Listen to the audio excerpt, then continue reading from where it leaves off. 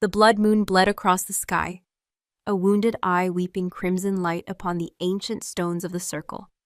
A cold wind, smelling of pine and impending snow, snaked through the assembled pack, carrying with it the scent of their reverence and their fear. I stood at the heart of it all, barefoot on the frozen earth, the ceremonial furs heavy on my shoulders. For 22 years, this night had been a prophecy whispered in my ear. The night I, Oriana Daythrall, would be claimed by the Alpha King and bound to his pack as Luna. But the awe I was meant to feel was a hollow thing, drowned out by a lifetime of seeing a ghost in my sleep. Tonight, her phantom presence was so strong it felt as if she stood right behind me, her cold breath a whisper against my neck. Something inevitable was clawing its way out of the shadows. My mother's words were a constant, desperate prayer in my memory. You were born alone, my fierce little wolf. The other was a shadow, a breath the moon never gave. A lie. I had always known it was a lie, not in my mind, but in the marrow of my bones. An ache of incompleteness, a missing piece of my soul that screamed for its other half in the dead of night. The pack parted. A path cleared through the shifting bodies and glowing eyes, a river dividing for a mountain. He came. King Lycan. He was not a man who walked, but a force of nature that moved. Taller than any alpha, with shoulders broad enough to carry the weight of his kingdom, he was scarred myth and brutal reality made flesh. A thick braided lock of silver hair fell over one shoulder, a stark contrast to the black mane that fell to his back. A jagged scar sliced through his left eyebrow and down his cheek, a permanent snarl carved into his stoic face. His eyes, the color of a winter storm, found mine across the circle. The air left my lungs. The primal, instinctual part of me, the wolf I kept so carefully leashed, bowed its head in submission. His scent rolled over me, a heady mix of cold iron, ancient forests, and the unyielding scent of dominance. It was the scent of destiny, of the mate bond that shimmered in the air between us, waiting for the elder's blessing to ignite. He stopped before me, his shadow swallowing me whole. He did not smile, he never smiled. He simply watched me, his gaze stripping away the ceremonial furs, the title, the years of preparation, leaving only the trembling girl beneath. Oriana, he said. My name from his lips was not a word, but a command, a claim. A low rumble that vibrated through the stone beneath my feet and resonated deep within my chest. Elder Maeve, her face a mask of wrinkles and wisdom, stepped forward, a ceremonial bowl in her gnarled hands. Inside, a paste of crushed moon petal and silver dust shimmered under the bloody moonlight. She began the ancient chant, her voice raspy and thin, yet carrying the weight of 1,000 generations. The pack took it up, a low, harmonious hum that was both beautiful and terrifying. It was the sound of binding, of fate being woven into a tapestry that could never be undone. Lycan extended his hand, not to me, but to the elder.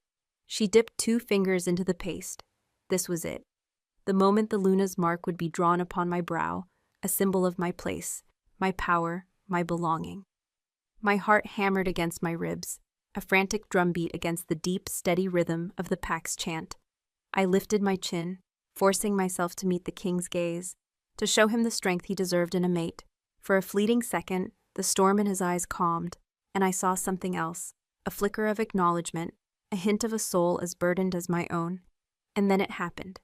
The wind died, utterly. The crackling of the central fire was the only sound as the pack's hum faltered and ceased. A silence so profound fell over the clearing that it felt like the world was holding its breath. Every head turned, every set of glowing eyes fixed on the edge of the circle, on the deep shadows pooling beneath the ancient pines. A new scent tainted the air. It was the scent of me, of mountain heather and wild rain, but twisted, sharper, laced with something ancient and cold, like a crypt opened for the first time in centuries. She stepped from the darkness, not with a sound, but as if the shadows themselves had given birth to her. My breath caught, a painful, jagged thing in my throat.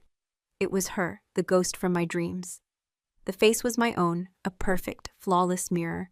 The same high cheekbones, the same curve of the lip, the same straight, dark hair that now whipped around her in a non-existent wind. But the similarities ended there. Where my skin was pale from a life spent in halls of diplomacy and study, hers was weathered, kissed by sun and wind. Where my eyes were the color of twilight, full of apprehension and hope. Hers were the color of midnight, holding a chilling, predatory certainty. She wore no ceremonial furs, only black, hardened leathers that clung to a body more lean, more dangerous than my own. She was me if I had been raised by wolves instead of women. The pack growled, a low, threatening wave of sound. The king's honor guard moved, their hands shifting, claws lengthening. But King Lycan did not move. He simply turned his head, his gaze falling upon the newcomer. The storm in his eyes returned, now a raging hurricane of disbelief and fury. The woman, my sister, smiled. It was a terrifying sight, a slash of white teeth in a face so like my own. Her gaze swept over the stunned pack, dismissed the elder, and landed on King Lycan. There was no submission in her posture, only challenge. Then her eyes found mine. The ghost was gone.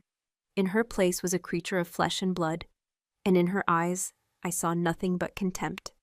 "You perform a sacred rite with a pale imitation," she said, her voice echoing in the unnatural silence.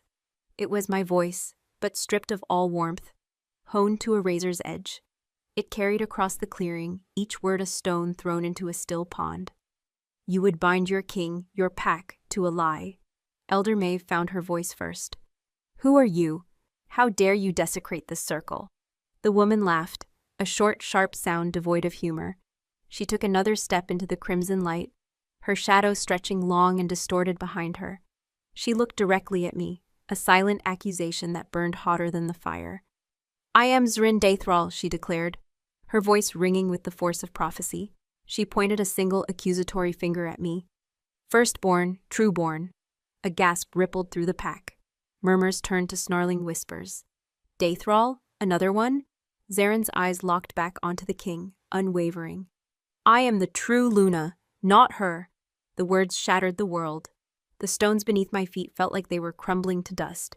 The bond that had shimmered between Lycan and me moments before now felt like a spider's thread, fragile and tainted. The pack's gaze turned on me, their reverence curdling into suspicion, their awe into accusation. I was no longer their chosen Luna. I was a fraud, a usurper. The blood drained from my face, and a wave of dizziness washed over me. King Lycan finally moved. It was a slow, deliberate turn, his entire body coiling with a terrifying, controlled power. The ground seemed to tremble with the force of his contained rage. He stood between us, a mountain of fury separating two sides of the same coin. He looked from my shocked, pale face to Zrin's cold, confident one. His nostrils flared, taking in her scent, then mine.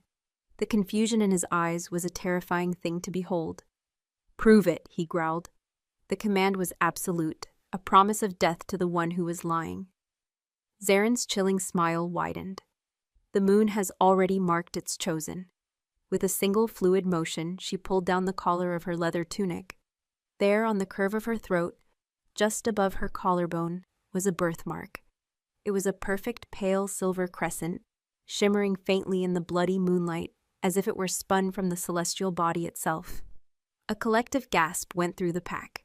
It was the Luna's kiss, a mark of legend, said to be bestowed only upon the one truly blessed by the moon goddess, a mark no Daithral Luna had borne in 500 years. Elder Maeve stumbled back, her eyes wide with horrified understanding. All eyes turned to me, to the bare, unmarked skin of my own throat. The whispers grew louder, more venomous. I was the second, the echo, the pale imitation. The shame was a physical force, a crushing weight that buckled my knees. I had lived my life for this night, and in a single moment, it had been stolen by a ghost I was told never existed. My gaze flew to King Lycan. His face was an unreadable mask of stone, but the rage pouring off him was so potent it was almost visible. His eyes were fixed on the silver mark on Zaren's skin, his jaw tight enough to shatter rock. "This changes nothing yet," he snarled, his voice a low threat that cut through the pack's rising clamor. "There are trials, old ways. The moon itself will choose its daughter." He finally looked at me, and the raw power in his gaze pinned me in place. There was no softness there, no hint of the bond that had almost been forged. There was only the cold, hard judgment of a king. "You will be sequestered, both of you." He turned to Zaren, his voice dropping even lower, more dangerous. And you will learn what it means to disrupt a king's ceremony." Before anyone could react, he lunged. Not at her, but at the space beside her. His form exploded outwards, flesh and bone shifting with sickening cracks and pops. In the space of a heartbeat, the man was gone, replaced by a monstrous black wolf, its fur the color of starless midnight, its eyes glowing with silver fire. He was immense, a creature of nightmare and legend, his teeth bared in a snarl that promised annihilation. But Zarin did not flinch. As the great wolf landed, she simply took one step back, her hand raised, not in defense, but in a gesture that was almost familiar. And from the shadows she had emerged from, two more shapes detached themselves. Wolves, not as large as the king, but massive, scarred beasts with fur the color of smoke and eyes that burned with feral gold. They placed themselves between her and Lycan, their bodies low, rumbling growls shaking their chests. The king's honor guard shifted instantly, their own wolves answering the challenge. The sacred circle was now a standoff, a breath away from a bloodbath. I stood frozen, the unclaimed Luna, the false queen, watching as my ghost, my sister, stood defended in the heart of my pack, challenging my king. The dream was over. The nightmare had just begun. Lycan's silver eyes sliced over to me, and in them I saw my new reality reflected. I was no longer his fated mate. I was a question, a liability, a curse he had to solve. The journey from the sacred circle to the tower was a walk of shame. Two of the king's royal guard, alphas whose faces were grim masks of granite, flanked me. They did not touch me, but their presence was a cage of muscle and steel. The pack parted before us, their faces a churning sea of shock, suspicion, and a cruel, hungry curiosity. The awe they had held for me only moments before was gone, replaced by the glint of judgment in their glowing eyes. Their whispers followed me, sharp as barbs. The second one, the pale twin, a lie dressed in Luna's furs. My name, once spoken with reverence, was now spat into the dirt. I kept my chin high, a lifetime of training, forcing my spine to remain straight even as my soul crumbled. I would not give them the satisfaction of seeing me break. Not yet. My chambers, with their warm tapestries, soft furs, and hearth that always crackled with a welcoming fire, were not my destination. The guards led me past that familiar corridor, their heavy boots echoing a death knell to the life I had known. We descended, spiraling down into the older, colder parts of the keep, to a place I had only read about in the histories, the Wolf's Pen. It was not a dungeon, not truly, but a place of sequestration for those whose status was in question, whose loyalty was under trial. A place of waiting, a place of forgetting. The heavy oak door groaned open, revealing a circular stone room. It was stark and cold. A single high barred window allowed a sliver of the blood-red moonlight to slash across the floor. A narrow cot with a rough-spun wool blanket, a small wooden table, and a pitcher of water were the only furnishings. The air was thick with the scent of damp stone, old, bitter herbs, and the lingering residue of fear from all the others who had been held here before me. The guard placed a single lit torch in a sconce by the door, casting long, dancing shadows that looked like grasping claws. "The king's orders," the lead guard, Torvin, grunted. His gaze did not meet mine. It was easier to condemn a symbol than a person. "You will remain here until summoned." The door slammed shut, the heavy bolt sliding into place with a sound of finality that echoed in my bones. I was alone. The silence was absolute, a crushing weight that pressed in on me from all sides. I stood in the center of the room, the ceremonial furs slipping from my shoulders, to pool at my feet, a rich, useless puddle of what I was supposed to be. I was cold, so cold. The chill came not from the stone, but from the void that had opened inside me. Zarin, my sister, the ghost from my dreams, was real. Her face, a harder, wilder version of my own, was burned into my memory. The silver crescent on her throat shimmered behind my eyelids. The Luna's kiss, a mark of divine favor, a brand of destiny that declared her the chosen one. All my life, I was told I was the one. My mother's soft reassurances, the elders' knowing smiles, the pack's hopeful gazes, all of it built upon a foundation that Zarin had just shattered with a single sentence. I sank to my knees, my hands trembling as I pressed them to the icy floor. Who was I? If she was the firstborn, the true-born, then what did that make me? An echo? An afterthought? A mistake the moon goddess had intended to discard? My mother's words came back to me, no longer a comfort, but a damning accusation, a shadow, a breath the moon never gave. Had she known, had she lied to me my entire life, raising me for a throne that was never mine to claim? The betrayal of it was a sharp physical pain in my chest, stealing the air from my lungs. Hours passed. The slice of moonlight creeping across the floor turned from blood red to the cold, sterile silver of the waning moon. I didn't move. My mind raced, replaying every dream, every nighttime visit from the girl with my face. I had always thought she was a manifestation of my own anxieties, a phantom of my subconscious, but she had been real. Had she been watching me all these years? Growing up in the shadows, in the wild places beyond our borders, hating me? The coldness in her eyes suggested a loathing that had been cultivated for a lifetime. A sound from outside the door jolted me from my stupor. Whispers. The guards were changing shifts. Their voices were low, but in the oppressive silence of the tower, I could hear them clearly. Never seen the king like that. The wolf was barely contained. And the other one, Zarin, her scent is wild, unclaimed by any pack, yet she carries the authority of an alpha. Those wolves with her were no mountain curs, they were shadow breeds.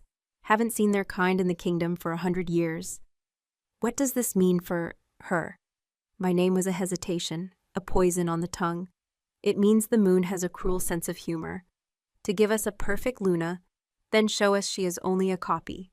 Their words were like stones, each one striking a fresh bruise on my spirit. A copy, that's what I was to them now. I wrapped my arms around myself, the rough wool of my ceremonial dress chafing my skin. I could feel the shift in the pack's collective consciousness, a tide of opinion turning against me. A pack needs certainty. They need a strong Luna, a chosen mate for their alpha king. Zarin, with her moon mark and her shadow wolves, was a symbol of power. I was a symbol of deception. A sudden, sharp silence fell outside the door. The guard's hushed conversation ceased. The air itself seemed to grow heavy, charged with an electrical tension. I knew, before I heard the footsteps, that he was coming. His presence was a storm front. His scent preceding him, cold iron, pine, and a rage so profound it felt like it could crack the very stones of the keep. The bolt slid back with a deafening screech. The door swung inward. King Lycan filled the doorway, a figure of pure, undiluted power. The torchlight flickered across his face, making the scar on his cheek twist and writhe. He had shed his ceremonial attire and now wore simple black leather breeches and a tunic that strained across his massive chest. He was in his man form, but the wolf was so close to the surface that his stormy eyes seemed to glow with their own inner light. He stepped inside, and the small room shrank, the air growing thin and hard to breathe. Torvin tried to follow him in, but the king stopped him with a single sharp glance. The door closed, leaving us alone. He prowled the small space, his boots silent on the stone. He was a caged predator, and I was trapped in the cage with him. He didn't look at me, but I could feel his gaze on me, burning like a physical touch. He stopped at the far wall, his back to me, his hands braced against the cold stone. I could see the muscles in his back and shoulders bunching, coiling with a tension that seemed to vibrate through the floor. "Did you know?" he finally asked. His voice was a low, dangerous rumble, the sound of an avalanche just before it breaks. I forced myself to my feet, my legs unsteady. I would not answer him from my knees. "No," I said, my voice hoarse but clear. "I was told that she did not survive the womb." He turned slowly, and the full force of his fury washed over me. "You dream of her," he stated. It wasn't a question. The Packseers have spoken of it for years, of the Luna to be's troubled sleep, her night terrors. "I thought they were only dreams," I whispered, shame and confusion warring within me. "A ghost, not flesh." "Flesh and blood and a challenge to my throne," he snarled, taking a step closer. "She stands in my halls, flanked by her beasts, demanding the old rights, demanding a trial for a throne she claims is hers by birthright, a birthright marked on her very skin." He was in front of me now, so close I had to crane my neck to look up at him. I was swallowed by his shadow, enveloped by his scent. It was overwhelming, a primal assault on my senses that made my knees weak. The wolf in me, the quiet, submissive thing I had always kept so carefully controlled, wanted to bare its throat. But the woman, the one raised to be a queen, refused. I have lived my entire life for that throne, I said, my voice gaining a sliver of strength. I have studied the laws, the histories. I have learned the names of every family, the needs of every pack. That mark, it does not erase the life I have lived in service to this kingdom. A flicker of something, not surprise, but perhaps grudging respect, passed through his stormy eyes before it was consumed by rage again. Service, or ambition. How can I know that this was not some elaborate deception? A plot by the House of Dathral to place a puppet on the throne? The accusation struck me harder than a physical blow. No, my life has been one of truth and honor. Honor, he laughed, a bitter, terrifying sound. He reached out, his large, calloused hand moving with unnerving speed. He did not touch my skin. His fingers hovered a fraction of an inch from my throat. Right where Zaren's mark was, I could feel the heat radiating from his skin, a dangerous, burning energy. The moon marks its chosen. Where is your mark, Oriana? Where is your truth? Tears pricked my eyes, hot and shameful, but I refused to let them fall. My truth is in my heart. In my devotion, it is all I have. His gaze dropped from my throat to my eyes, and for a heart-stopping moment, the rage in his expression faltered. The storm calmed, and I saw the king beneath the wolf. I saw the crushing weight of his crown, the burden of his duty. He was as trapped by this as I was. His nostrils flared, and his eyes darkened. Your scent, he growled, the words seeming to be torn from him against his will. It still calls to the beast in me. A lie should smell of rot, of deceit. It should not smell of home. The confession hung in the air between us, a raw, impossible truth. The bond was still there, a spectral chain linking us, now twisted with suspicion and anger. It was a torment for him. I could see it in the clenching of his jaw, in the tremor of restraint in the hand still hovering by my throat. To be drawn to the woman who might be a fraud, while the one with the celestial mark stood as a challenger. He snatched his hand back as if burned, turning away from me again. He stalked to the door, his inner battle making the very air crackle. Tomorrow at dawn, he said, his back still to me. The trial of the hunt will be declared. It is the first of the 3 ancient tests, a trial of instinct, survival, and strength. He paused, his hand on the iron ring of the door. Zaren was raised in the unforgiving wilds of the Shadowlands. Her instincts are honed. She knows how to track, how to fight, how to kill. She is a predator. He finally turned his head, his profile a harsh, unforgiving line in the torchlight. His gaze was cold as a winter grave. The question is, Oriana, what are you? Dawn was a cruel blade of gray light slicing through the barred window of my cell. It brought with it no warmth, only the stark reality of the day. I had not slept. I had sat on the cold stone floor, focusing on the slow, steady rhythm of my own breathing, the one thing in the world that still felt like my own. When the guards came, I was ready.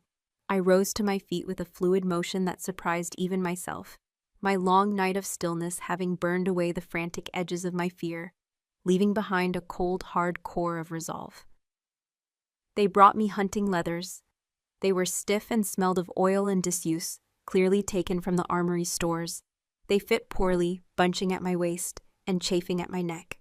As I was marched through the keep's courtyard, I saw her, Zaren. She stood waiting by the great gates, and next to her, my ill-fitting attire felt like a costume.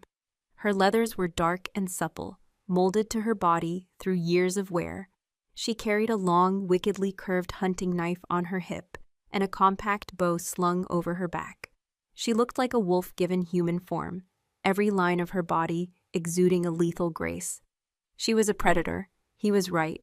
Her midnight eyes swept over me, a flicker of disdainful amusement in their depths. "Dressed for a royal picnic, sister?" she murmured. Her voice a low purr meant only for me. "Don't worry, the forest will bleed the softness from you soon enough." King Lycan stood on the battlements above the gate, a silent, brooding statue against the pale morning sky. He was flanked by Elder Maeve and his senior council. He did not look at me or Zaren specifically. his gaze fixed on the vast, misty expanse of the silverwood that spread out from the foot of the mountain keep. His judgment felt as vast and indifferent as the forest itself. Elder Maeve stepped forward, her voice magically amplified to carry over the assembled pack. The first trial is upon us, the trial of the hunt. The laws are ancient and absolute. The prey is the great heart of Silverwood, the old king of the forest, whose spirit is as old as this mountain. A murmur of awe and reverence went through the crowd. The great heart was a legend, a magnificent beast with antlers like polished silver, said to be blessed by the forest spirits. To hunt it was a great honor and a great challenge. "You will enter the forest alone," Maeve continued, her voice gaining strength. "No weapons but a single blade. No aid. The first to bring down the great heart and present its heart to the king will be declared the victor of this trial. The moon will guide the worthy. Let the trial begin." A deep, sonorous horn blast echoed from the battlements, rolling across the courtyard and into the trees. It was the signal. Zarin gave me one last smirk, a promise of my failure, and then she was gone. She didn't run. She simply melted into the tree line, a whisper of movement, a shadow disappearing into other shadows. One moment she was there, the next, the forest had swallowed her whole. I was left standing alone in the sudden silence, the weight of 1,000 pairs of eyes on my back. I could feel their doubt, their pity, their scorn. She won't last an hour. I took a deep breath, the cold air stinging my lungs, and forced myself to walk forward. I crossed the open ground and stepped under the canopy of the great trees. The moment the shadows closed over me, the sounds of the keep vanished, replaced by the whispering of the wind in the pines and the soft crunch of my own footsteps on the damp earth. I was alone. For the first hour, I was a clumsy fool. I stumbled over unseen roots, thorns snagged my clothes, and low-hanging branches seemed to lash out at my face. The forest felt alien, hostile. The skills I had cultivated, diplomacy, history, healing arts, were useless here. I had no idea how to track. The forest floor was a chaotic tapestry of fallen leaves and stones, and I could not read the story it told. Zarin's scent was long gone on the wind. I was chasing a ghost in a forest that belonged to her. Despair began to settle in my bones, as cold and heavy as the morning mist. "What are you?" Lycan's question echoed in my mind. I was a scholar, a lady, a future Luna meant to rule from a throne, not the dirt. I was nothing here. I sank down onto a moss-covered log, my head in my hands, the rough leather of my tunic scraping against my cheek. I was going to fail. I was going to be humiliated, and Zarin, my nightmare made real, would stand victorious over me. A small sound broke through my self-pity, a rustle in the undergrowth nearby. My head snapped up, my heart leaping into my throat. The ceremonial blade the guards had given me felt clumsy and useless in my hand. From behind a thick fern, a small white rabbit hopped into view. It paused, nose twitching, its dark eyes watching me with a placid curiosity. It was not afraid. And in that moment, something shifted inside me. The panic receded. My wolf, the one I had always suppressed, the part of me I considered a quiet companion to my human mind, stirred. It did not rise with a snarl or a predatory urge. It rose with a deep, profound sense of place. It recognized the scent of the damp earth, the feel of the cool air, the sound of the scuttling leaves. This forest was not alien to my wolf. This was its birthright as much as Zarin's. I closed my eyes, not trying to be a hunter, but trying to be. I stopped listening for a specific sound and started listening to all of it. The drip of water from a leaf, the chittering of a squirrel high above, the distant call of a hawk. My mind, so used to ordering facts and histories, began to order the sensory input of the forest. I was not Zarin. I could not outhunt her. But I had spent my life in this keep, overlooking this very forest. I had studied its maps, its rivers, its forgotten paths. I knew its bones. I rose to my feet, my movements surer now. Zarin would be tracking the heart directly, using her superior senses and speed. She would follow its trail, pushing it, tiring it. She was a wolf chasing a stag. But I was a woman who knew the land. A cornered stag, especially a wise old one like the Great Heart, would not run blindly. It would run towards safety, towards familiar territory, where it had the advantage. It would run towards water and towards the high ridges. Ignoring the faint, muddled tracks on the ground, I set off in a different direction, climbing. I was not chasing the heart. I was trying to get ahead of it. The climb was grueling. My muscles burned, my lungs ached. I scrambled up a steep, rocky incline, my fingers raw from gripping the cold stone. Near the top, a loose rock gave way under my foot. I cried out as I slid, catching myself on a gnarled root just inches from a precipitous drop. I lay there for a moment, my heart hammering, clinging to the root. The scent of fear was sharp in the air, my fear, and something else. The musky, rank smell of a predator. From a dark crevice in the rocks above, I heard a low, guttural growl. A cave bear. I was frozen, trapped. The bear's territory. It would see me as a threat. Just as true panic began to grip me, a sound ripped through the scheme, a howl. It came from the direction of the keep, miles away, but it was so powerful, so filled with absolute authority, that the very air seemed to vibrate with it. It was not a call to the pack. It was a singular, dominant declaration of presence, of power. This mountain is mine. The growling from the rocks ceased instantly. A moment later, I heard a heavy shuffling sound as the bear retreated deep into its den. It had heard its king and obeyed. King Lycan, he was watching. He couldn't interfere directly, but his wolf, his beast, had sensed my peril. It was an instinctual act, a reflexive protection of something, his, the bond. That spectral chain between us was real. It wasn't just my imagination, it was a current of energy that flowed between us even across miles of forest. A warmth spread through my chest, chasing away the cold fear. It was a secret, a thread of connection in a world that was trying to tear me apart. He had not abandoned me, not completely. Fueled by a new, fierce strength, I pulled myself up and over the ridge. Below me, the forest spread out like a map, and I could see it, the path the hunt would take. Zarin would be driving the heart along the riverbank below, pushing it towards the dead-end canyon at the base of Whisperfall. It was the perfect hunter's trap. But I knew a different way. An old, overgrown goat trail, barely visible, that cut down the other side of the ridge. It was treacherous, but it led to a small, hidden meadow right at the top of the falls. The heart, if it was as old and clever as the legend said, would know this escape route. It would bolt for it at the last second. I half ran, half slid down the trail, ignoring the branches that tore at my skin and clothes. I reached the meadow just as I heard the crashing sounds of the chase erupting from the trees below. I concealed myself behind a cluster of ancient, moss-covered stones and waited, my heart a frantic drum. Moments later, the great heart burst into the clearing. It was more magnificent than any story had described. It was huge, its coat the color of winter frost, its dark eyes wide with intelligence and exhaustion. And its antlers. They were not just like silver, they were silver, catching the dappled sunlight in a blinding corona. It stopped, sides heaving, sensing it had reached a sanctuary. It saw me. I rose slowly from behind the rocks, the silver knife in my hand.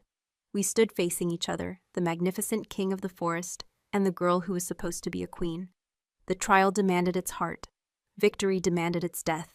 I raised the blade, the polished metal reflecting the heart's noble face. My hand trembled. To kill such a creature for a title, it felt like a sacrilege. My wolf did not want this kill. It wanted to bow its head in reverence. Well, well, look what the clumsy fawn stumbled upon.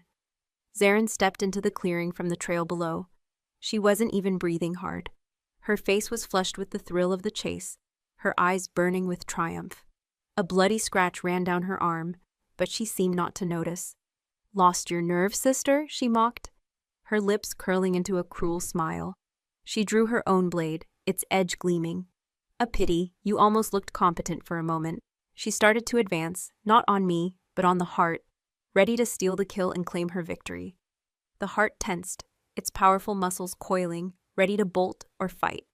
In that instant, my choice was made. I was not a predator. I was not my sister. I was something else. As Zarin lunged, I moved. I didn't attack her. I didn't run. I stepped directly in front of the great heart. Placing my body between the ancient beast and my sister's knife, I held up my empty hand, a gesture to halt her, and turned my head to look her dead in the eye. No, Ehoaib, I said. The word was not a plea. It was a command. Quiet, absolute, and filled with an authority that came from a place deeper than ambition. It was the voice of Aluna. Zarin skidded to a halt, the tip of her blade a mere foot from my chest. Her eyes, so full of triumphant fire moments before, narrowed into slits of pure, venomous disbelief. The great heart stood behind me, its warm animal scent enveloping me, its breath a surprisingly calm puff against my hair. We were a tableau of defiance, the failed queen and the sacred beast, united against the true hunter. "Have you lost your mind?" Zarin hissed, her voice a low, dangerous vibration. "This is the trial. Victory is standing right behind you, and you shield it like a scared doe. Move, Oriana." "I will not," I replied, my own voice steady, surprising me with its strength. My heart was hammering, but the cold resolve that had settled in my bones in that tower room had now solidified into something unbreakable. To kill this creature for a title is a desecration, not a victory. A true Luna protects the sacred. She doesn't slaughter it for sport. Zarin's face contorted with a rage so profound it was terrifying.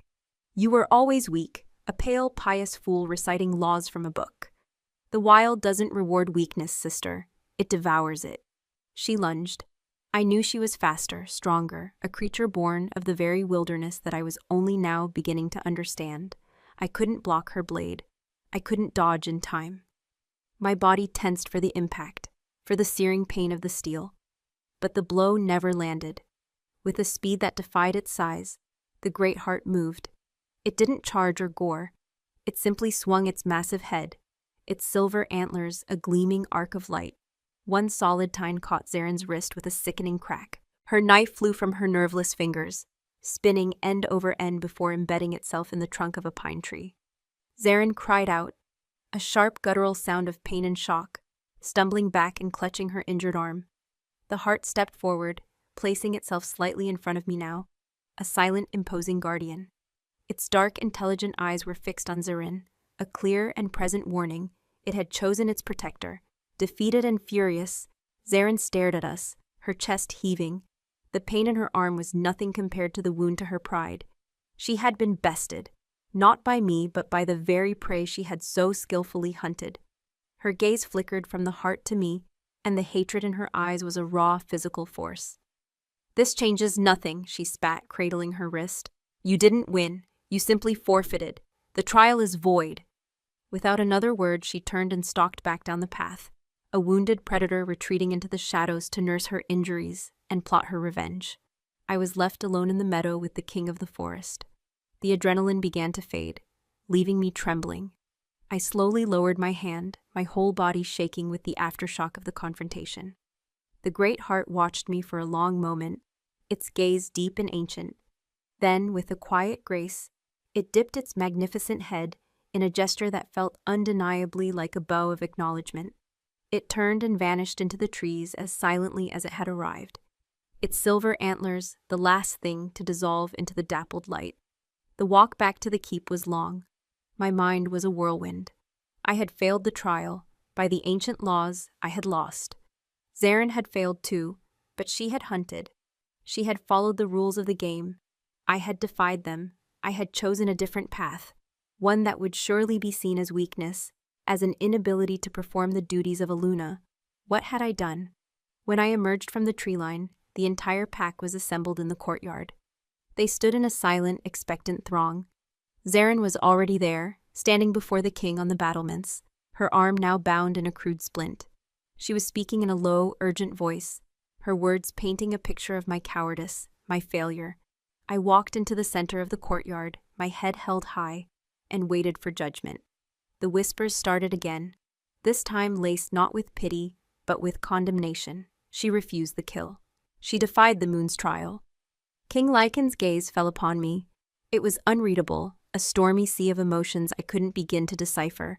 Rage, yes, but also confusion, and something else, something deeper that looked almost like respect. He silenced Zarin with a single raised hand. "The trial is concluded," his voice boomed, silencing the crowd. "Neither has brought the heart of the great heart. By the old laws, the trial is a draw. No victor is declared this day." Zarin gasped, her face a mask of outrage. "A draw? She did not even try. She shielded the beast. She forfeited. She made a choice. Lycan's voice cut through her protest like thunder. A choice that spared a sacred life. There is strength in that, as there is strength in the hunt. The matter is closed. His eyes found mine across the courtyard.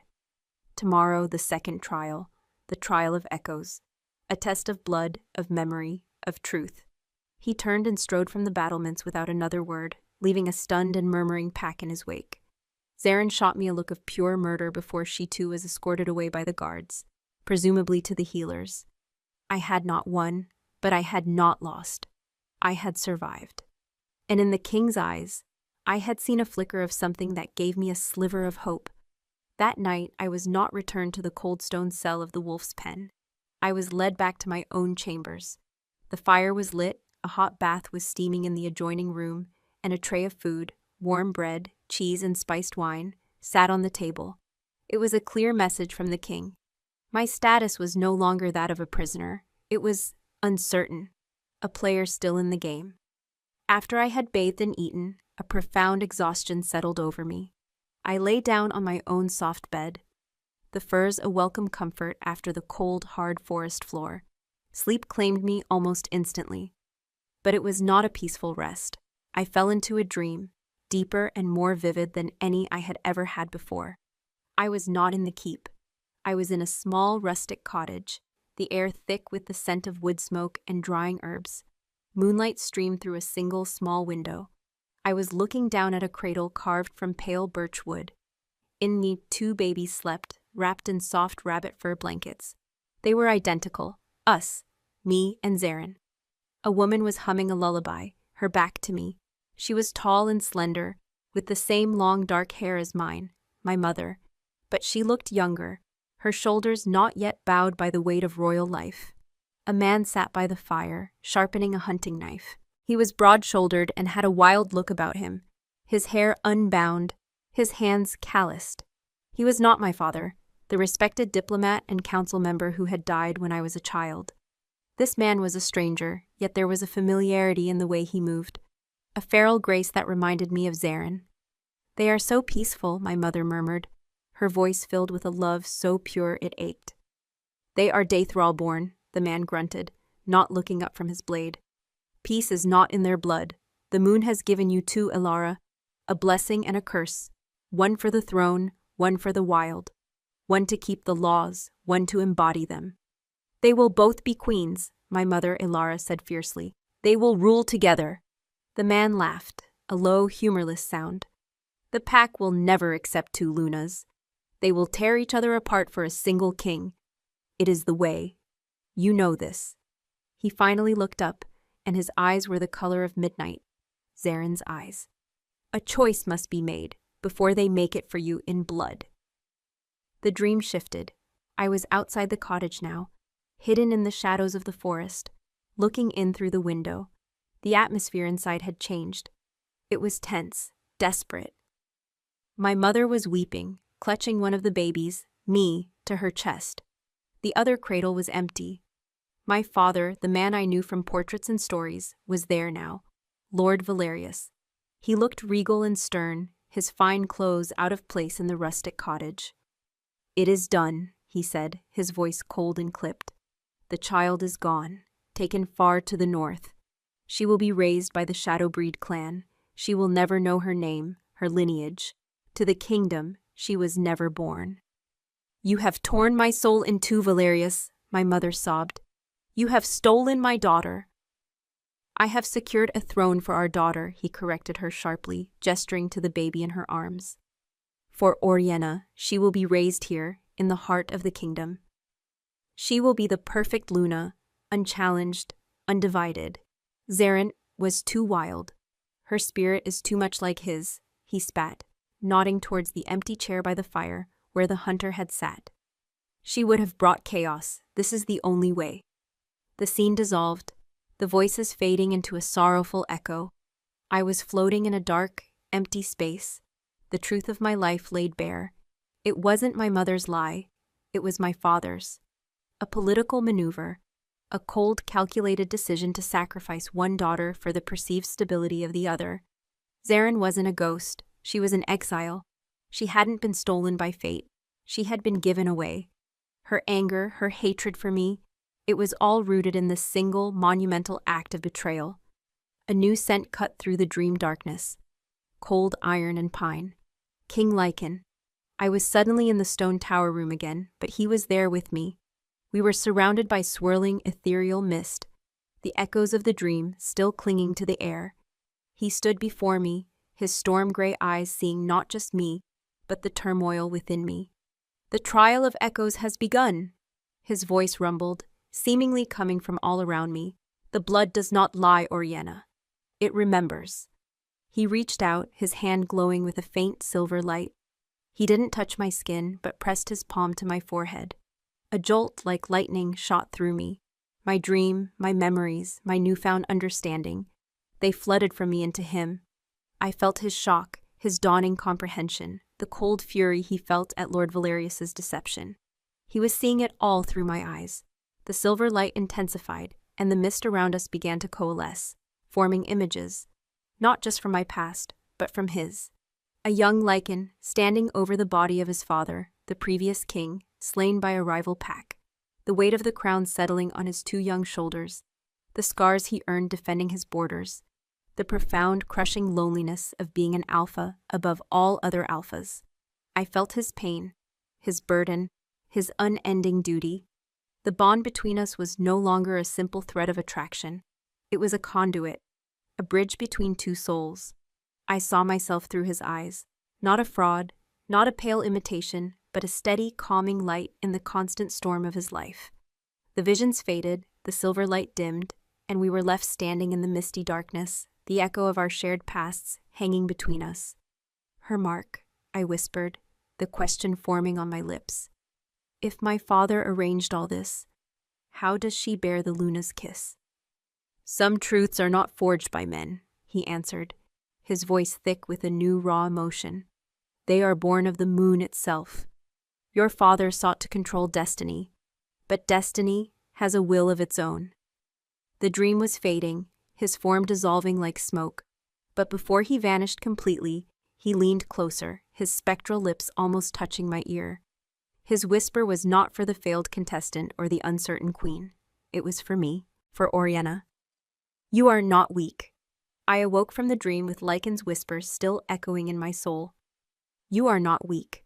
The words were a shield, a hidden piece of armor I wrapped around myself as the guards came for me at midday. There was a new, grudging respect in their posture. I was no longer the disgraced fraud, but a contender in a game whose rules were ancient and bloody. They led me not to the courtyard, but down, deep into the foundations of the keep, into the cold, silent belly of the mountain itself. The air grew heavy and cool, thick with the scent of wet stone, earth, and something else, a clean electric smell like the air after a lightning strike. The torchlight flickered across walls carved with the history of the pack. Epic hunts, great battles, the lineage of alphas and lunas stretching back into myth. It was a humbling, intimidating passage through time. We emerged into a vast natural cavern. The ceiling was 100 feet high, lost in shadow, with massive stalactites hanging like the teeth of a sleeping god. The chamber was lit by a soft, ethereal luminescence that emanated from thick veins of quartz crystal embedded in the walls, casting a milky, dreamlike glow on everything. In the center of the cavern was a circular pool of water, perfectly still and black as obsidian. This was the heart of the mountain, the pool of ancestors. Zarin was already there, standing beside Elder Maeve. Her injured arm was now in a proper sling of black leather, but the fury in her eyes burned hotter than ever. She watched my approach, her expression a mixture of contempt and impatience. King Lichen stood on the far side of the pool, a monolithic figure in the glowing twilight of the cavern. He was the silent judge, his face an unreadable mask, but I could feel his presence like a physical weight, his gaze a tangible thing on my skin. The memory of our shared dream, of his pain and my own, was a secret current flowing between us in the charged air. "The trial of echoes is a test of truth," Elder Maeve announced, her voice echoing in the vast, silent space. "The pool of ancestors holds the memories of our bloodline, the very spirit of this pack. It does not suffer lies. It does not acknowledge the unworthy. Each of you will place your hand into its water. The pool will show us your connection to the Dathral line, to the soul of the Luna you claim to be. She looked from me to Zarin, her ancient eyes sharp and discerning. The blood cannot lie. Begin. Zarin stepped forward without hesitation. There was a predator's confidence in her stride, an absolute certainty in her own claim. She stood at the edge of the pool, the silver crescent on her throat seeming to pulse with a faint light in the cavern's glow. She shot me a final, triumphant smirk before plunging her uninjured hand into the black water. The effect was instantaneous and violent. The placid surface of the pool erupted as if struck by lightning. A column of brilliant silver light shot up from the water, bathing Zarin in its radiance. The light was wild, chaotic, filled with flashing images that danced across the cavern walls. I saw flashes of ancient Dathral women, warrior Lunas with spears in their hands, leading hunts under a full moon. I saw them running with their wolves, their faces fierce and exultant. I saw Zarin's own life in the Shadowlands, a harsh, brutal existence of survival, of fighting for every scrap, of honing her body and spirit into a weapon.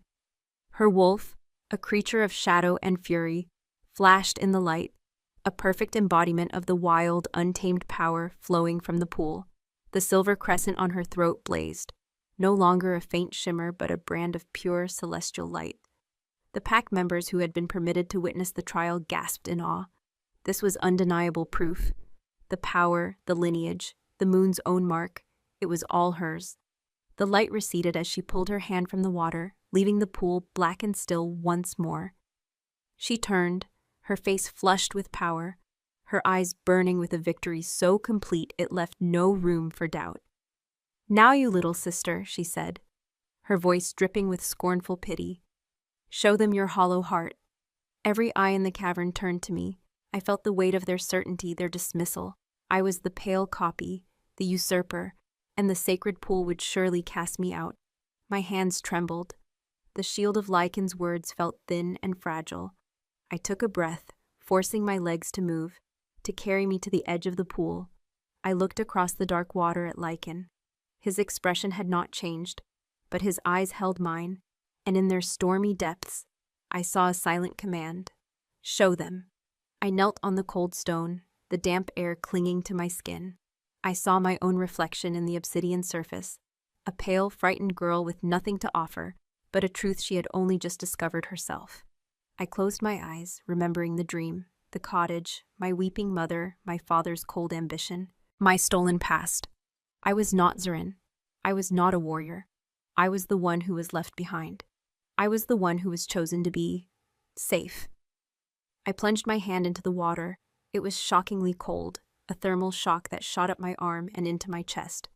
For a long, agonizing moment, nothing happened. The water remained black, still, silent. A collective sigh rippled through the onlookers. Zarin laughed, a short, ugly sound of derision. "Nothing," she declared.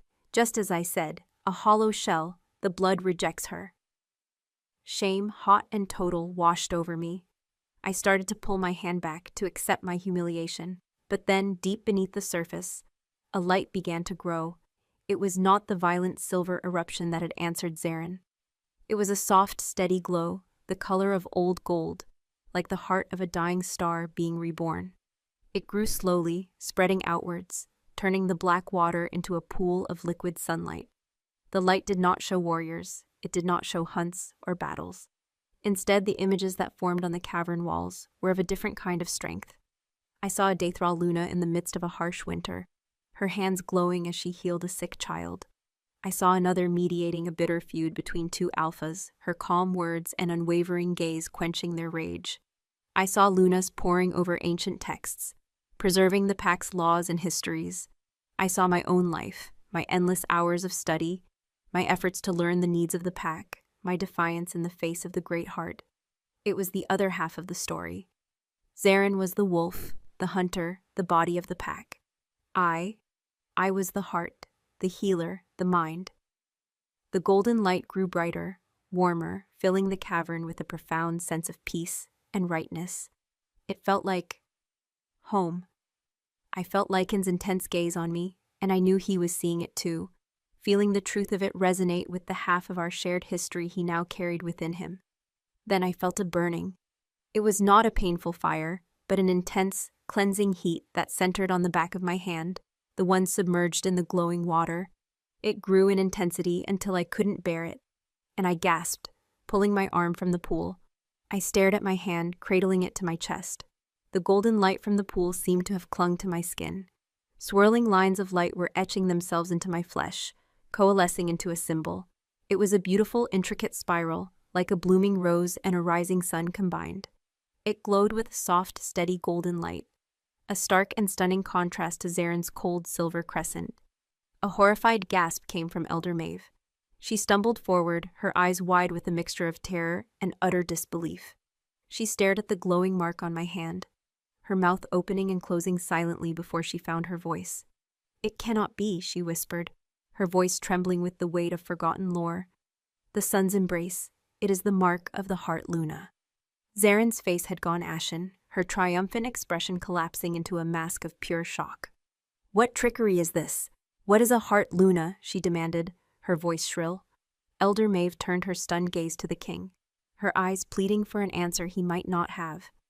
"My king Pakom, the legends speak of it, that when the pack faces a time of unprecedented division, the moon and the mountain, the silver and the gold, they choose two, one to be the sword and one to be the shield. Not one Luna, but two halves of a whole. It has not happened in 1,000 years. We thought it was only a myth." The cavern was utterly silent, save for the faint hum of the crystals. I stared at the impossible, beautiful mark glowing on my hand. Zaren stared at me, her lifelong certainty shattered, her righteous fury now twisted into confusion and a dawning, terrible horror. Two halves of a whole. It wasn't a choice between us. It was a prophecy about both of us. Across the pool, King Lycan finally moved. He took a single step forward, his storm-gray eyes fixed not on my new mark, or on Zaren's moon kiss, but on me. The mask was gone. His face was raw, open, and in his eyes, I saw the full, terrifying force of the bond between us, now validated not by a dream, but by the very heart of the mountain itself. And in that gaze, I saw a new, impossible conflict take root.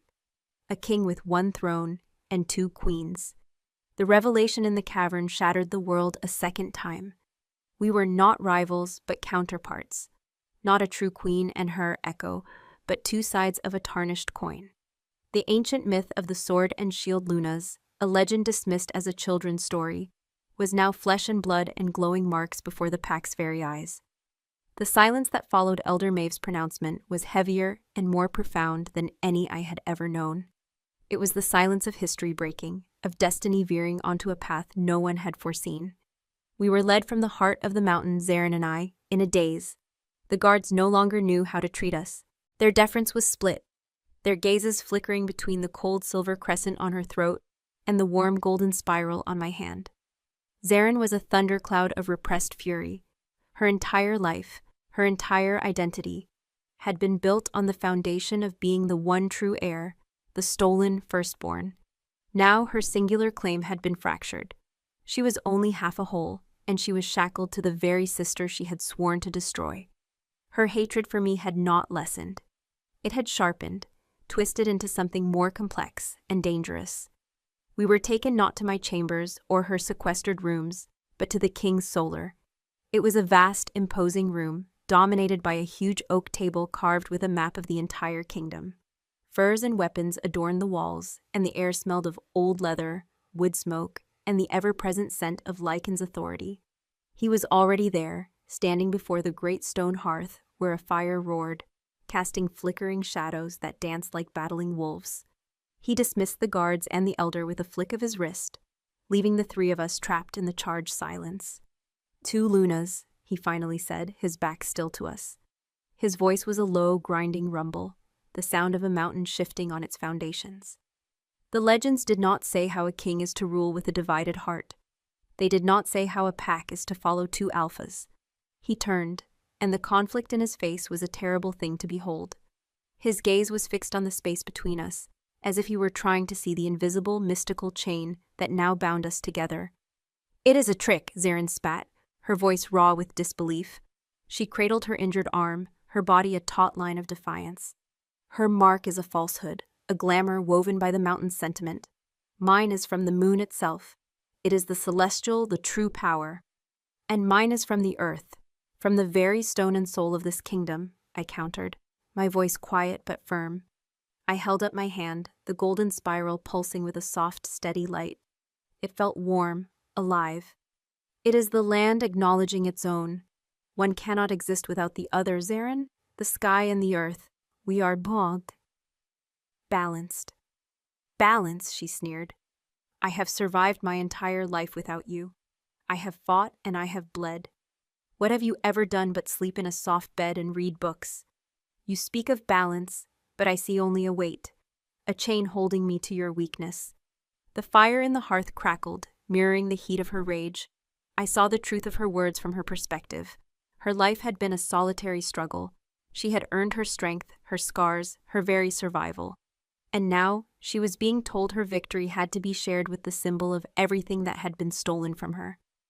Lycan's gaze finally settled on me. The bond, he said, the words low and meant only for me, though Zarin heard them.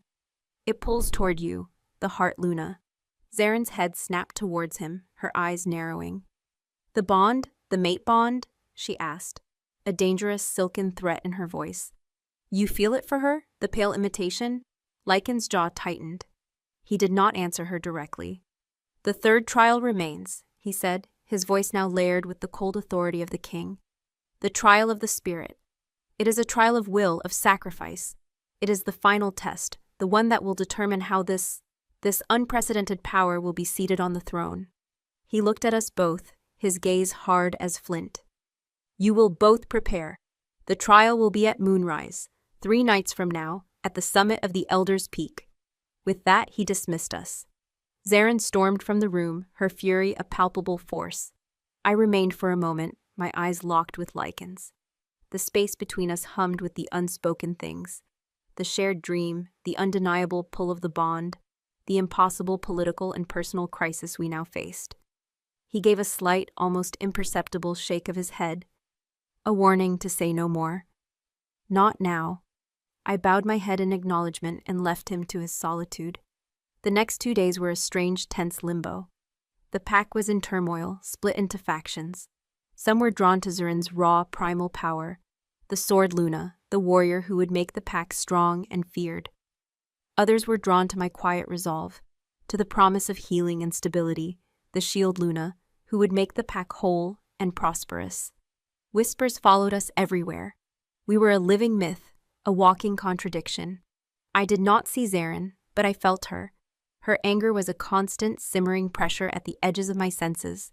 I spent my time in the keep's library, poring over the ancient scrolls, searching for any mention of the twin Lunas, for any clue as to what the trial of the spirit might entail. I found only fragments, cryptic verses that spoke of a choice, a sacrifice, an emerging of shadows. It made no sense. On the afternoon before the final trial, as I sat staring at a faded tapestry depicting 2 wolves, one silver and one gold, circling a mountain, I was disturbed by an unexpected visitor. It was Torvin, the grim-faced guard who had first escorted me to the wolf's pen. He stood awkwardly in the doorway, his big hands clenching and unclenching. "My Lady Oriana, he began, his voice rough. "There is something you should see, something the king does not know." My curiosity piqued. I followed him.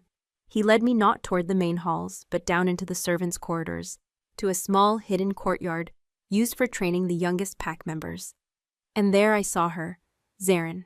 She was not raging, she was not plotting. She was standing with a small group of children, no older than 5 or 6. Her injured arm was still in its sling, but with her good hand, she was demonstrating how to properly fletch a small, blunt arrow. Her voice, when she spoke to them, was completely different from the sharp, contemptuous tone she used with me. It was low, patient, and firm. A little girl fumbled with a feather, gluing it on crooked. Zarin knelt down beside her, her movements careful. "No, little wolf," she said softly. "Not like that, see? The guide feather must be true. If it is not, the arrow will fly wild. It will miss its mark. Every part must be in balance." She gently corrected the girl's work, her scarred fingers surprisingly deft. The little girl looked up at her with wide, adoring eyes. Torvin spoke in a low voice beside me. She has been doing this every day since she arrived. The pups, they are drawn to her. She is hard on them, but she is fair. She is teaching them to survive. I watched, mesmerized. This was a side of Zarin I could never have imagined. The hardened warrior, the vengeful sister. She was also a teacher, a protector. It was not a show. Her focus was absolute, her connection with the children genuine. My father's words from the dream echoed in my mind. She was too wild. He had seen this untamed, authoritative spirit in her even as an infant and feared it. He had not understood that her wildness was not chaos. It was a different kind of order, the order of the hunt, of the natural world. Later that night, unable to sleep, I found myself drawn to the battlements overlooking the Silverwood.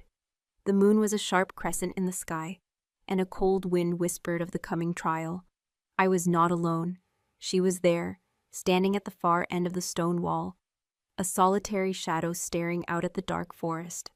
Zarin, I hesitated, then forced myself to walk towards her. I had to understand. They love you, I said, my voice quiet. The children. She didn't turn. Love is a luxury. I teach them strength. It is a greater gift. Why do you hate me so much, Zarin? The question was raw, stripped of all pretense. It wasn't my choice. I never knew. She finally turned to face me, and in the pale moonlight, her face was a mask of ancient pain. You think this is about you? She whispered, her voice laced with a bitterness that chilled me to the bone. This isn't about the throne. It isn't even about the king. It is about him. Him? I asked, confused. My father? Your father was a snake, she spat. I speak of the man he stole me from. My true father. And then she told me. Her father was not Lord Valerius. He was Kale, a wild shifter from the Shadowbreed clan, a man my mother had loved before she was forced into a political marriage with Valerius. Kale was the hunter from my dream. Theirs had been a mated love, a true bond. But Valerius had wanted my mother, and the power of the Daethral name. He had forced her hand, and when she bore twin daughters, Valerius saw his chance. He kept me, the quiet, pliable one, who resembled him more in temperament, and he exiled Zarin, the wild-spirited child, with her true father's midnight eyes, sending her back to the man he had usurped. He raised me, Zarin said, her voice cracking for the first time. He taught me everything, how to hunt, how to fight, how to read the stars. He told me who I was, who my mother was. He told me about the sister who lived in a castle while I slept on the cold ground. He died 2 winters ago, killed by a feral alpha who challenged him for the clan. His last words to me were a command. Go back, take what is yours, let them see the daughter of Kael. The truth of it settled over me, devastating in its weight. Her whole life had been shaped by this quest, not just for herself, but to honor the father she had loved and lost. She was not just Zarin Daethral, she was Zarin, daughter of Kael, the shadow of a different name. The trial tomorrow, I said softly, a dawning horror filling me. The scrolls spoke of a merging of shadows. Zarin's eyes met mine, and for the first time, the hatred was gone, replaced by a cold, shared understanding. The trial is not a test between us, Oriana, she said, her voice barely a whisper. It is a test for us. The spirit of the Luna is divided.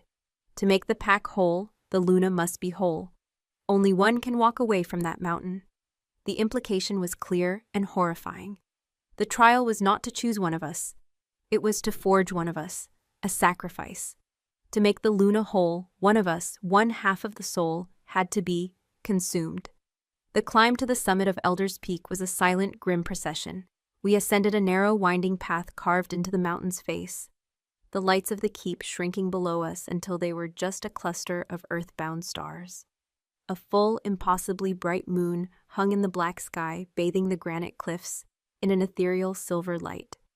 It felt as if we were climbing into the heavens themselves. I walked beside Zarin. The space between us was no longer filled with animosity, but with the heavy, cold dread of shared knowledge. We were 2 sacrifices climbing to our own altar. Behind us, King Lycan followed, his presence a brooding storm of power and conflicted duty. He had said nothing since ordering the final trial, his face a mask of stone, but I could feel his turmoil radiating from him. A silent scream in the quiet of the mountain. The bond between us was a taut wire, humming with his fear for me. Elder Maeve and the senior council followed him, their faces grim, their steps heavy with the weight of the ancient rite they were about to witness. The summit was a flat, windswept plateau of bare rock, scoured clean by millennia of wind and ice. In the center stood a single weathered monolith of black stone, ancient and covered in faded runes that seemed to drink the moonlight. The air was thin and bitingly cold, and the wind howled a mournful song around the stone. This was a place outside of time, a place where the veil between the physical and spiritual worlds was thin. Elder Maeve stepped forward, her robes whipping around her in the wind. She raised her arms to the moon. "We stand before the eye of the moon, at the heart of the mountain, to complete the trial of the spirit," she cried, her voice carried on the wind. "The spirit of the Luna is divided. The pack cannot be whole until its mother is whole. One soul, two bodies, a paradox that must be resolved. The ancient law is clear. The stronger must consume the weaker. The dominant spirit will absorb the other, creating a single, unified Luna to rule beside the king." A horrified murmur went through the council members. They had known the legends, but to hear the brutal reality of it spoken aloud under the full moon was something else entirely. Consume, absorb. It was a spiritual cannibalism, a devouring of the soul. "Place your marked hands upon the monolith," Maeve commanded, her voice dropping to a solemn, ritualistic tone. "And let your spirits contend. The moon and the mountain will be the judge." Zarin met my gaze. The cold understanding was still there, but now overlaid with a flicker of her old fire. The instinct to survive, to win, was etched into her very soul. She would not go down without a fight. And I would not be a willing sacrifice. I thought of the children she taught, of the pack she could make strong. I thought of the sick I could heal, the stability I could bring. We were both needed. This law was a brutal, archaic thing, forged in a merciless time. We stepped forward together, two halves of a whole, approaching the instrument of our unmaking. We stood on opposite sides of the monolith, the cold stone a barrier and a connection between us. The runes on its surface seemed to pulse with a faint inner light. We raised our marked hands. Her silver crescent and my golden spiral seemed to blaze in the darkness, mirror images of celestial power. We pressed our palms to the stone. The world exploded. It was not a physical explosion, but a psychic one.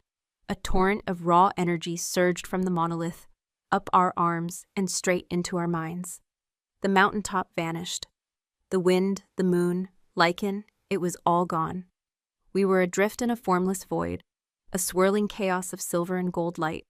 We were no longer flesh, but pure consciousness, pure will. I am the firstborn, the rightful heir. Zarin's spirit voice was a blade, sharp and aggressive, slashing at me in the void. Images flooded my mind from her perspective. The harsh cold of the Shadowlands, the pang of hunger, the thrill of her first kill, the pride on her father Kale's face. I felt her loneliness, her burning sense of injustice, the relentless drive that had carried her here. Her will was a spear, forged in hardship, aimed at my heart. "You are the cage that held me, the lie that stole my life." Her psychic assault was relentless. The force of her rage and pain was a physical blow, and my own consciousness reeled, the golden light of my spirit flickering like a guttering candle. She was stronger. Her will had been honed by a lifetime of survival, while mine had been sheltered. I felt myself starting to dissolve, my sense of self fraying at the edges. My memories, my hopes, my love for the pack. It was all being stripped away, drawn into the vortex of her dominant spirit. I was dying a death more profound than any blade could deliver. And then I heard him, not with my ears, but in the deepest part of my soul. Oriana, Lycan's voice, a lifeline in the storm. The bond, that impossible, undeniable connection, was a conduit. He could not interfere, but he could bear witness. He could hold the space for me. I felt his presence at the edge of the void, a silent, unshakable mountain of support. He was not choosing me over her. He was simply there, for me. "You are not weak." His words, from the dream, ignited something within me, a different kind of strength. Not the strength of a spear, but of the earth. Not the will to conquer, but the will to endure. I am not your enemy, Zarin, I projected back. My own spirit voice no longer a whisper, but a clear, resonant tone. I am your sister. I did not attack. I opened myself. I let her see everything. My lonely childhood, filled with phantom dreams of her. The crushing weight of the pack's expectations. My fear, my doubt, my desperate desire to be a good Luna. I showed her my awe at her strength, my sorrow for her stolen life. I showed her the moment in the forest when I chose to protect the great heart, not out of weakness, but out of a different kind of conviction. My golden light stabilized, no longer flickering. It solidified, not into a weapon, but into a shield, a warm, encompassing sphere. Her silver spear struck it, and instead of shattering, the light yielded, absorbed the blow, and held firm. We are not a paradox, I sent to her, the thought a wave of pure, heartfelt truth. We are the solution. The pack needs a sword and a shield. It needs a hunter and a healer. It needs a spirit of the wild and a heart for the home. Why must one be destroyed for the other? Her assault faltered. My acceptance of her, my refusal to fight her, was a tactic she could not counter. Confusion rippled from her spirit. The law was absolute. The monolith demanded a victor. But I was a scholar. I knew the laws, and I knew that the oldest laws were often misinterpreted, their true meaning lost to time. The stronger will must consume the weaker, Maeve had said. But what if consume didn't mean destroy? What if it meant to take in, to accept, to integrate? Let me show you, I projected. And I did the one thing she would never expect. I dropped my shield. I opened my spirit completely to hers, a total act of trust and surrender. For a terrifying moment, her predatory instinct took over. Her silver light surged, ready to devour my vulnerable golden essence. This was it, the final choice. And Zarin, the girl who taught children how to fletch an arrow, the daughter who fought to honor her father's memory, the sister who had been alone her entire life, hesitated. In my open spirit, she saw not an enemy, but the other half of her own soul, a reflection she had only ever seen in dreams. She saw a home, her silver spear dissolved, her raging fire banked. With a slow, tentative grace, her silver light reached out and intertwined with my gold. It was not a battle, it was a dance. Silver and gold, moon and sun, sword and shield, weaving together in a breathtaking, harmonious spiral. The void around us blazed with a new, unified light, the brilliant, blinding white of a supernova. We were back on the mountaintop. A gasp of pure shock ripped through the onlookers. Zarin and I stood on either side of the monolith, our hands still pressed to its surface, but we were no longer separate. A shimmering bridge of white light connected us, flowing from her silver mark to my golden one. The light pulsed in time with a single, unified heartbeat. We had not destroyed each other. We had merged, not our bodies, but our spirits. I could feel her strength, her wildness, her lifetime of knowledge inside me. And she could feel my compassion, my knowledge of the pack, my steady resolve. We were still Oriana and Zarin, but we were also one Luna spirit, housed in two bodies, a perfect, impossible balance. We lowered our hands from the stone. The light between us faded, but the connection remained. A silent, unbreakable understanding. We looked at each other across the monolith, and for the first time I saw no hatred in my sister's eyes. I saw awe. I saw acceptance. I saw family. We turned as one to face the king. Lycan was staring at us, his face stripped bare of all its masks. The king was gone. The alpha was gone. All that was left was the man, his heart torn in two, witnessing a miracle that had just rewritten every law he had ever known. His storm-gray eyes, wide with disbelief and a dawning, terrifying hope, darted from my face to Zarin's and back again.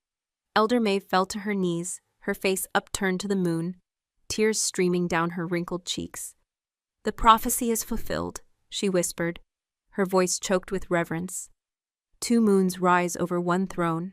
Lycan took a step forward, his gaze finally locking onto mine. The full, untamed force of the mate bond now blazing between us, no longer conflicted, but amplified, mirrored in the new connection I shared with my sister. His lips parted, my name a silent question on his tongue. He had a queen. He had two. And the future of the pack, of his heart, of the entire kingdom, had just been reborn in the heart of a spiritual fire. 1 year later, the sun rose. It was a simple, profound truth. I stood on the highest battlements of the keep, the same place where Lycan had once stood to pass judgment upon me, and watched the dawn break over the silverwood.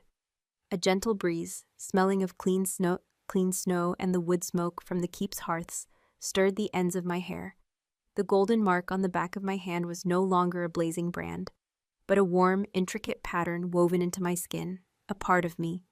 Below in the courtyard, the sounds of the pack waking echoed, the clang of the forge, the laughter of pups at play, the low murmur of a thriving, peaceful kingdom. A familiar presence approached from behind, her footsteps nearly silent on the stone. She carried the scent of the deep forest, of cold air and pine needles. I didn't need to turn. The bond we now shared was a constant, quiet hum in the back of my soul, a second heartbeat alongside my own. "The northern border is secure," Zarin said, her voice a low rumble. She came to stand beside me, leaning her forearms on the cold stone parapet. She wore her dark, supple leathers, and a magnificent wolf-pelt cloak was clasped at her shoulder. The silver crescent on her throat was a stark, beautiful contrast to the warm, rising sun. Her injured wrist had healed long ago, leaving only a faint scar, a reminder of a trial that had forged a future instead of destroying one. The shadow breed sent a hunting party to test our sentries. We sent them home with a warning and 3 of their best kills as a gift. They will not test us again. "A warning and a gift," I murmured, a smile touching my lips. "Perfectly balanced. Only you could make a threat seem like an act of generosity." She grunted, a sound that in anyone else would be a laugh. "They respect strength, but they will answer to diplomacy. Your move, sister." It was the rhythm of our life now. Zarin, the Sword Luna, commanded the warriors, patrolled the borders, and trained the young. She was the embodiment of the pack's strength, its sharp, protective edge. I, the Heart Luna, sat on the council, mediated disputes, oversaw the healers and the lore keepers. I was the pack's center, its steady, beating heart. We were not 2 queens fighting for one throne. We were one rule, enacted by 2 bodies, guided by a single, merged spirit. The pack, after a period of tense and confused adjustment, had embraced it. They had come to understand. When they needed a firm hand and a warrior's will, they sought out Luna Zarin. When they needed a compassionate ear and a diplomat's wisdom, they sought out Luna Oriana. They called us the Twin Moons, the silver and the gold. A heavy arm wrapped around my shoulders, and a familiar, grounding scent of iron and winter forest enveloped me. Lycan. He stepped up behind me, pulling me back against the solid warmth of his chest. His other hand came to rest on the stone beside Zarin's. He was no longer just a storm. The burden of the crown was still there, but it was a weight now shared, and the constant tempest in his soul had calmed to a deep, powerful ocean. "My Lunas," he said, his voice a low, contented rumble against my ear. He pressed a kiss to my temple, a simple proprietary gesture that spoke of 1,000 quiet moments shared in the year since the trial. The mate bond between us was a deep, unwavering anchor, the bedrock upon which our strange, beautiful new world was built. He was my mate, my husband, my king. Zarin was his sister, his most trusted commander, and the other half of his queen. It was a relationship no law or history book had ever conceived of, but it worked. It was our truth. "The sun suits you, Oriana," Zarin said, her gaze on the horizon. It was the closest she would ever come to a flowery compliment. "And the moon belongs to you," I replied, my hand finding Lycan's and lacing my fingers through his. We stood there for a long time, the 3 of us, a silent triumvirate watching our kingdom wake. I thought back to that night of the blood moon, to the terrified girl standing alone in the circle, her world shattering around her. I remembered the ghost in my dreams, the phantom who had haunted my sleep, who had stepped out of the shadows to steal my life. I had thought she was my curse. I had thought she was my end. But she had been my beginning. Zarin had been the missing piece of my own soul, the wildness I had suppressed, the strength I didn't know I had. And I, in turn, was the part of her that had been stolen away. The connection to the heart of the pack, the capacity for a peace she had never been allowed to know. My father, in his cold political ambition, had tried to sever us, to choose one destiny over another. But the moon, the mountain, the very spirit of our bloodline had refused his choice. It had waited, patiently for the two halves to find their way back to each other. The sun cleared the highest peaks, flooding the battlements with a brilliant golden light. It caught the silver in Zaren's mark and the gold in mine, and for a fleeting, magical moment, both seemed to glow with a unified, gentle fire. Lycan squeezed my hand, his gaze meeting Zaren's over my head in a look of profound, shared respect. A king, his sword, and his shield. A family forged not by simple bonds, but by prophecy, sacrifice, and an impossible choice that had been answered with a miracle. The ghost in the circle was gone. In her place stood my sister. The broken Omega was gone. In her place stood a queen. 2 moons had risen over the mountain, and in their unified light, the kingdom was finally and completely whole.